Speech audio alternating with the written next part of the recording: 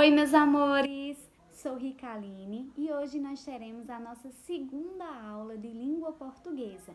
Estudaremos um pouquinho sobre sujeito e os tipos de sujeito. Vamos lá?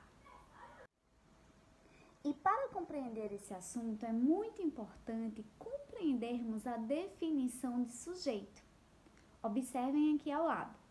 Sujeito é um termo essencial da oração sobre o qual se faz uma declaração e pode ser classificado em vários tipos, de acordo com o núcleo que ele apresenta. Vamos estudar agora cada um desses tipos. Vamos iniciar esse assunto estudando um pouquinho sobre o sujeito simples. Observem a definição. O sujeito simples ocorre quando o verbo principal de uma frase faz referência a um sujeito de núcleo único. O núcleo do sujeito, para quem aí não está lembrado, é a sua palavra principal e mais importante. É importante perceber que um sujeito simples não é necessariamente representado por apenas uma palavra ou por um termo flexionado no singular. Vamos observar os exemplos para que vocês possam compreender melhor. Vamos ao exemplo. Paulo comprou uma bicicleta. Nesse exemplo, o sujeito é Paulo. E como é que eu consigo saber dessa informação? É simples. Basta eu observar quem executou a ação que está sendo descrita nessa frase. Vamos lá. Quem comprou uma bicicleta? Paulo. Logo, Paulo é o sujeito. Se a gente parar para pensar, esse sujeito ele é composto por uma única palavra, Paulo. Logo, Paulo também será o núcleo do sujeito. Então, essa frase só vai ter um núcleo. Logo, esse sujeito vai ser classificado como sujeito simples. Agora, observem o segundo exemplo. Os meninos estão brincando no quintal. Para descobrir o sujeito é muito simples. É só a gente se perguntar: quem está brincando no quintal? A resposta é muito fácil: os meninos. Logo, os meninos representam o sujeito dessa frase. Agora, se a gente parar para pensar, no exemplo anterior, o sujeito era composto por uma palavra. Então, só tinha como ser ela o núcleo, né? Óbvio. Já neste exemplo, o sujeito é composto por duas palavrinhas, os e meninos. E aí, qual será o núcleo desse sujeito? As duas palavras ou uma delas? Vamos lá, é só a gente parar para pensar sobre a definição de núcleo. Eu disse anteriormente que núcleo é a palavra mais importante do sujeito. E aí, de os e meninos, qual é a palavra mais importante? Meninos. Então, óbvio que meninos vai ser o núcleo desse sujeito. Então, se só tem um núcleo, o sujeito é simples. Vamos para o segundo tipo de sujeito. Vamos ao segundo tipo de sujeito, que é o sujeito composto. Olha aqui a definição. O sujeito composto ocorre quando o verbo principal de uma frase faz referência a dois ou mais núcleos do sujeito. É importante referir que um sujeito composto não necessariamente é um vocábulo, ou seja, uma palavra no plural. Vamos aos exemplos e eu garanto que você vai entender melhor.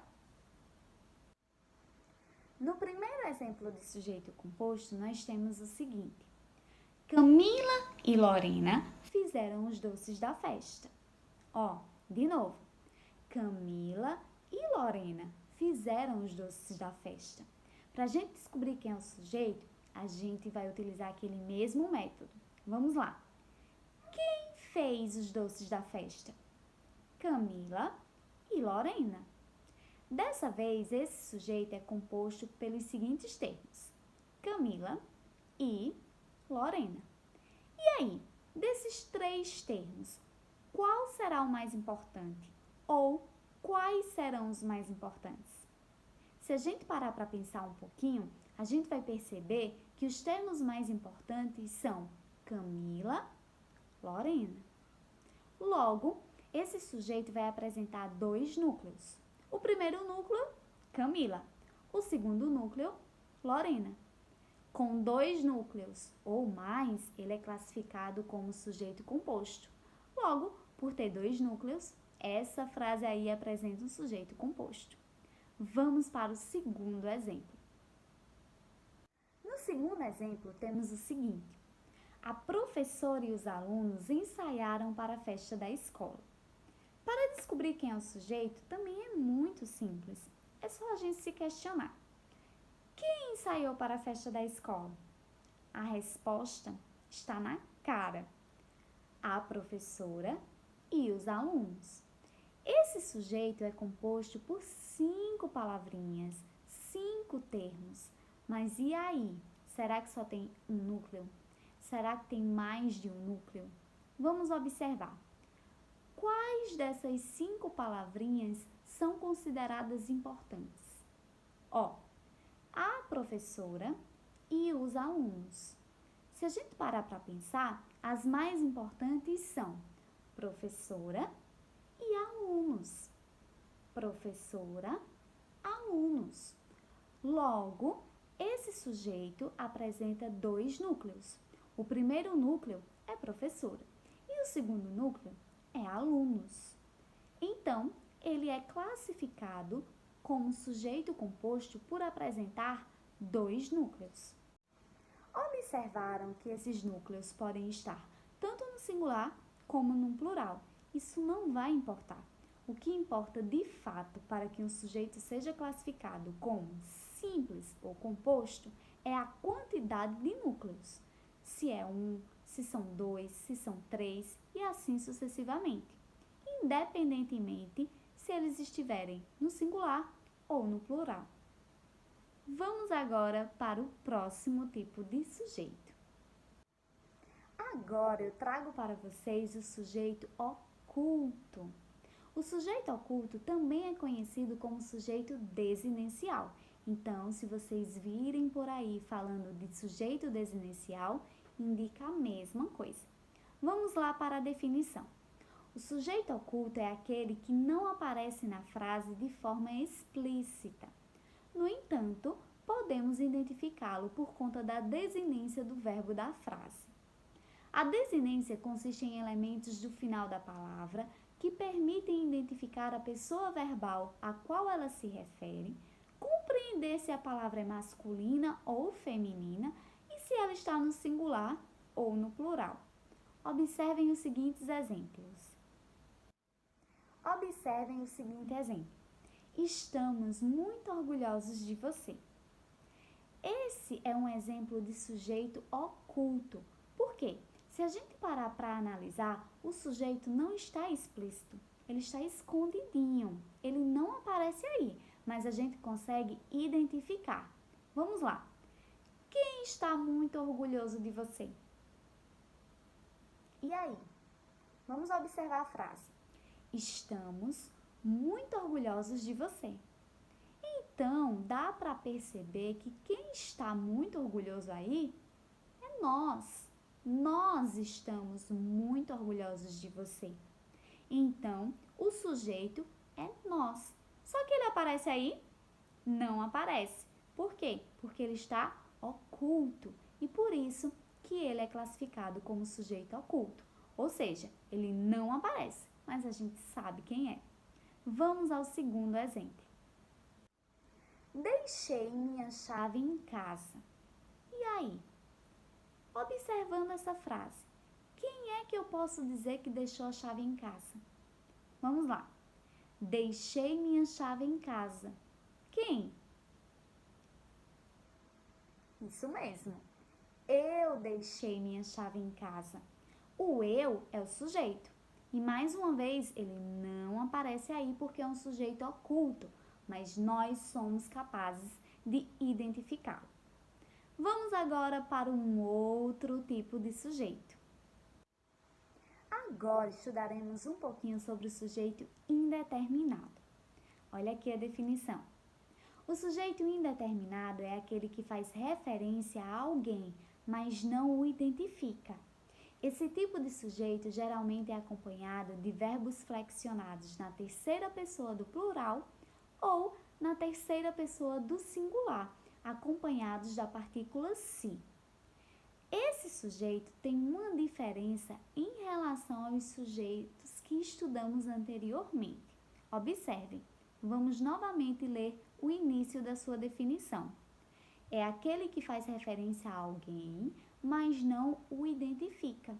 Ou seja, no sujeito indeterminado, a gente tem o sujeito, mas a gente não sabe quem é ele, certo? A gente não consegue identificar. Já nos que nós vimos anteriormente, a gente consegue identificar quem é o sujeito, ele estando aparente ou não. Vamos ver agora alguns exemplos de sujeito indeterminado. Observem a seguinte frase: esqueceram de trancar a porta. E aí? Uma ação foi realizada. Alguém trancou a porta. Só que a gente não consegue identificar quem realizou essa ação. Por isso que esse sujeito é considerado sujeito indeterminado e assim é classificado. Vamos ao segundo exemplo. Precisa-se de vendedores. A gente consegue saber que alguém está precisando de vendedores. Só que a gente não consegue identificar quem é que está precisando de vendedores. Por isso que aqui nós temos mais um exemplo de sujeito indeterminado. Observem o seguinte exemplo. Esqueceram de trancar a porta. A gente consegue saber qual ação foi realizada. Ou seja, alguém esqueceu de trancar a porta. Só que a gente não consegue identificar, não consegue determinar quem realizou essa ação. Por isso que esse sujeito recebe o nome de sujeito indeterminado. E se vocês prestaram atenção, vocês puderam perceber que o verbo desse exemplo está na terceira pessoa do plural. Olha só, esqueceram, terceira pessoa do plural. Vamos ao segundo exemplo. Precisa-se de vendedores. A gente consegue entender que alguém está precisando de vendedores. Só que só por isso a gente não consegue identificar, a gente não consegue determinar quem está precisando de vendedores. Então, por isso, esse sujeito também é classificado como sujeito indeterminado. E se vocês observarem o verbo, ele está na terceira pessoa do singular, acompanhado da partícula se. Vamos agora para o último tipo de sujeito. Agora vamos para o último tipo de sujeito, que é o sujeito inexistente. Observem a definição. O sujeito inexistente ocorre no que chamamos de oração sem sujeito e é acompanhado por um verbo impessoal. Mas o que seria esse verbo impessoal? Olhem só. Os verbos impessoais não são acompanhados por sujeitos e podem indicar fenômenos da natureza, como por exemplo os verbos chover e nevar. Podem indicar também tempo decorrido, como por exemplo os verbos ser, fazer, e também podem indicar existência ou acontecimento de algo, como é o caso do verbo haver. Vamos observar os exemplos e eu tenho certeza que vocês irão compreender melhor esse tipo de sujeito. No primeiro exemplo, nós temos nevou o dia todo. Nessa frase, nós temos um sujeito inexistente, ou seja, ela é uma oração sem sujeito. Por quê? Porque o verbo nevar é um verbo impessoal e indica fenômeno da natureza. Já no segundo exemplo, nós temos o seguinte: faz 3 anos que estudo nesta escola. Nesse caso, o verbo fazer está indicando tempo decorrido, então também é considerado verbo impessoal e assim essa é uma oração sem sujeito. Olhem só o terceiro exemplo. Há muita gente na praia. Nesse caso, o verbo haver está no sentido de existir, o que o torna impessoal e por isso o sujeito é inexistente e essa é uma oração sem sujeito. E por último, temos o seguinte exemplo. Na minha família houve um caso parecido. Nesse caso, o verbo haver está indicando um acontecimento de algo, ou seja, assume função de verbo impessoal. Sendo assim, este exemplo também apresenta um sujeito inexistente e é assim uma oração sem sujeito. E é isso, meus amores, eu vou ficando por aqui. Encerra agora a nossa aula remota de hoje e já estou ansiosa para a próxima. Um beijão e até lá!